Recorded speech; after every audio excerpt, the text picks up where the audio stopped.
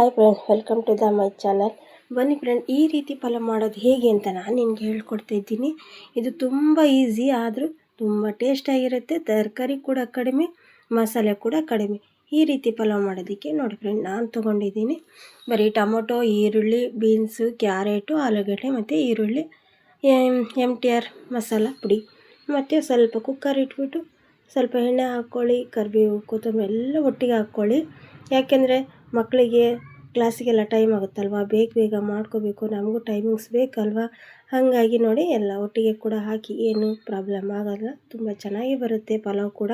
ಈ ರೀತಿ ಒಂದು ಸಲ ಟ್ರೈ ಮಾಡಿ ಫ್ರೆಂಡ್, ಹೇಗಿರುತ್ತೆ ಅಂತ ಕಮೆಂಟಲ್ಲಿ ತಿಳಿಸಿ. ನೋಡಿ ಎಲ್ಲ ಈ ರೀತಿ ಹಾಕಿಬಿಟ್ಟು ನಾನು ಈ ರೀತಿಯಾಗಿ ಎಲ್ಲ ಇದು ಮಾಡ್ಕೊತಾ ಇದ್ದೀನಿ ಚೆನ್ನಾಗಿ ಈ ರೀತಿ ಎಲ್ಲ ಕಡೆ.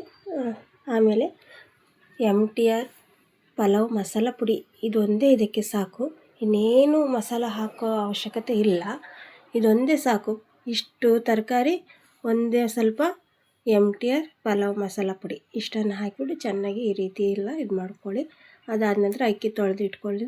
ಅದನ್ನು ಅಕ್ಕಿ ತೊಳೆದು ಇಟ್ಕೊಂಡಿದ್ವಲ್ಲ ಅದನ್ನ ಹಾಕಿಬಿಡಿ. ಪಟ ಅಂತ ಬೇಗ ಚಟಪಟ ಅಂತ ಅನ್ನ ಆಗಿಬಿಡುತ್ತೆ.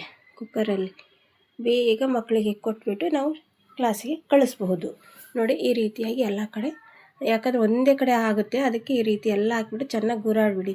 ಹಾಕಿಬಿಟ್ಟು ನಮಗೆ ನೀರು ಎಷ್ಟು ಬೇಕೋ ಅಷ್ಟು ನೀರು ಹಾಕಿಬಿಟ್ಟು ರುಚಿಗೆ ತಕ್ಕಷ್ಟು ಉಪ್ಪು ಹಾಕಿ ಈಗ ಕುಕ್ಕರ್ ಬಾಯಿ ಮುಚ್ಚಿ ಕ್ಲೋಸ್ ಮಾಡಿಬಿಡಿ.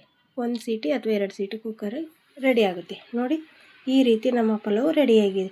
ಹೇಗಿದೆ ಅಂತ ಹೇಳಿ ಫ್ರೆಂಡ್. ಟೈಮ್ ಕೂಡ ಅಷ್ಟೇ ಬೇಗ ಆಗುತ್ತೆ ಪಲಾವ್. ಈ ರೀತಿಯಾಗಿ ಒಂದು ಸಲ ಟ್ರೈ ಮಾಡಿ ಹೇಗಿದೆ ಅಂತ ಕಮೆಂಟಲ್ಲಿ ತಿಳಿಸಿ. ಹೊಸಬರಾಗಿದ್ದರೆ ಸಬ್ಸ್ಕ್ರೈಬ್ ಮಾಡ್ಕೊಳ್ಳಿ ಪ್ಲೀಸ್. ನಮಗೆ ಸಪೋರ್ಟ್ ಮಾಡಿ, ಲೈಕ್ ಮಾಡಿ, ಶೇರ್ ಮಾಡಿ ಅಂತ ಹೇಳ್ತಾ ಈ ವಿಡಿಯೋನ ಇಲ್ಲಿಗೆ ಮುಗಿಸ್ತೀನಿ ಫ್ರೆಂಡ್. ಹೇಗಿದೆ ಅಂತ ಹೇಳೋದನ್ನು ಮಾತ್ರ ಕಮೆಂಟಲ್ಲಿ ಮರೆಯಬೇಡಿ.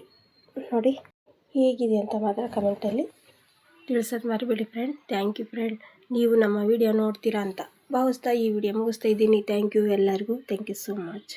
ಬಾಯ್.